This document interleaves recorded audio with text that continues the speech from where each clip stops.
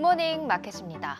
월요일장을 한마디로 정리하면 애플이 끌어올린 시장 국채금리가 끌어내렸답니다.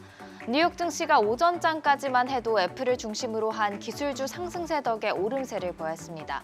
나스닥 지수 1.2%까지 상승폭을 크게 늘렸는데요.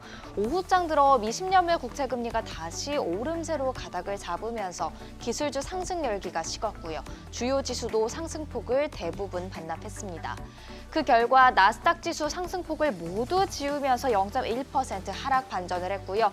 다우가 0.12% 올랐고 S&P 500 지수가 0.07% 오르면서 강보합 마감했습니다. 섹터도 체크를 해보시죠. 나스닥 지수가 하락했지만 정보기술 섹터가 0.53% 오르면서 11개 섹터 중에서 상승률 1위를 기록을 했고요. 그 뒤를 따라서 커뮤니케이션 섹터, 유틸리티가 올라와 있습니다. 에너지가 0.1% 소폭 올랐고요. 자재 섹터는 1.65% 하락하면서 11개 섹터 중에서 가장 부진했습니다. 다시 미국 뉴욕의 오전 9시 30분으로 돌아가 보죠. 장 초반 시장에 활력을 불어넣은 건 1.85% 상승 마감한 애플이었습니다.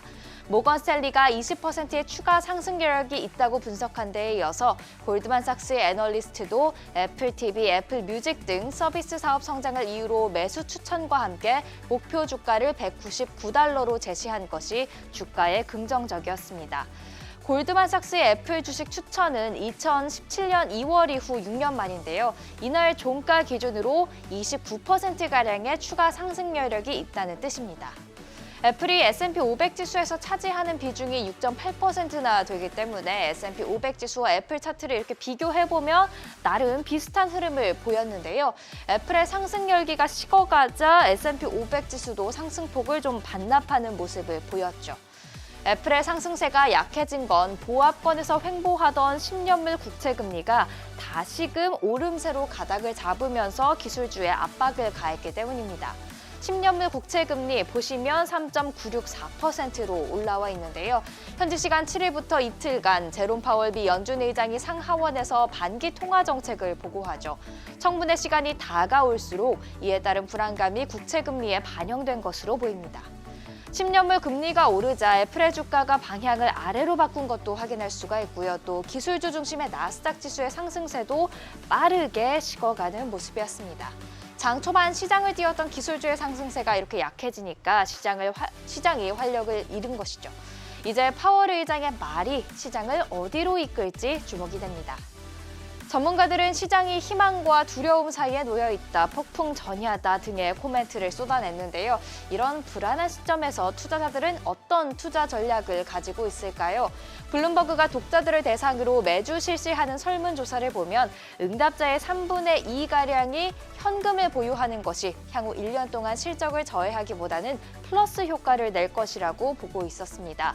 보통은 갖고 있어봤자 인플레이션 때문에 가치가 떨어진다고 믿는 현금이 올해는 최고의 투자 전략으로 꼽힌 겁니다.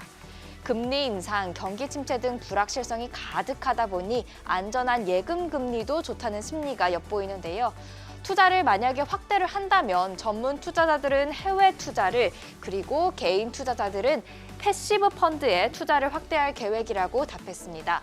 전문 투자자, 개인 투자자 상관없이 액티브 펀드 투자 확대 계획이 가장 저조한 모습 확인하실 수 있죠. 돈이 어디로 흘러갈지 미리 예상해보고 향후 전략을 세우시는 데 도움이 될 것 같습니다. 시총 상위 종목 함께 보시죠. 애플 아래로는 마이크로소프트가 0.61% 올랐고요. 알파벳이 1.6% 강세를 보였습니다. 아마존 전장에서 3%가량 올랐는데 월요일장에서는 1.2% 내렸습니다. 이어서 보시면 테슬라가 2%가량 하락을 했습니다. 테슬라가 일부 모델의 가격을 4에서 최대 9% 인하한 것에 대한 반응으로 풀이가 되는데요. 테슬라는 지난 1월에도 모델 3와 모델 Y 가격을 인하했었죠. 이번 가격 인하는 1분기 판매를 늘리기 위한 올해 두 번째 인하인 겁니다. 엔비디아가 1.4% 하락했고요. 메타 장중에 오름세를 보이다가도 0.2%가량 하락 마감을 했습니다. 이번 주 미 상원에서 틱톡을 비롯한 외국 정보기술 제품을 금지할 수 있도록 하는 법안이 발의될 예정인데요. 메타를 포함해 틱톡과 경쟁하는 소셜미디어 플랫폼의 호재일 것으로 보입니다. 미 연준의 추가 긴축 우려 완화에 상승 출발했던 유럽 주요국 증시, 중국의 올해 경제 성장률 목표치가 시장 기대에 못 미쳤다는 평가에 혼조세로 마감을 했습니다. 영국의 뿌지 지수가 0.22% 홀로 내렸고요. 중화권 증시를 봐도 이 중국 정부가 제시한 경제 성장률 목표치가 실망스러웠다는 것을 알 수가 있는데요. 중화권 증시 상해 종합지수, 홍콩 항생지수 나란히 보합권에서 혼조세로 마감을 했죠. 반면 니케이 225 지수는 1.11% 오르면서 28,000선도 회복을 했는데 종가 기준 28,000선을 회복한 건 지난해 12월 15일 이후 처음이고요. 이날 종가는 지난해 11월 25일 이후 최고치였습니다. 비트코인은 실버게이트발 충격에서 완전히 벗어나지 못한 듯 계속해서 흔들리는 모습 보이다가 현재 오전 8시 기준으로는 2,980만 원대에 거래되고 있습니다. 국제유가는 사우디아라비아가 아시아와 유럽, 인도분 원유 가격을 인상했다는 소식에 상승하는 모습이었습니다. WTI가 배럴당 80달러 선에 거래에 맞췄는데요. 유가는 이날까지 5거래일 연속 오르면서 지난 1월 17일 이후 가장 오랫동안 상승을 했고요. 1월 26일 이후 최고치를 기록하기도 했습니다. 현지 시간 화요일 오전에 파월 의장이 상원에 나타나죠. 시장은 파월 의장 등단 전까지는 좀 숨고르기를 이어가다가 어떤 신호를 주는지에 따라 반응할 것으로 예상됩니다. 파월 의장의 발언 또한 내일의 굿모닝 마켓에서 확인해 보시죠. 지금까지 굿모닝 마켓이었습니다.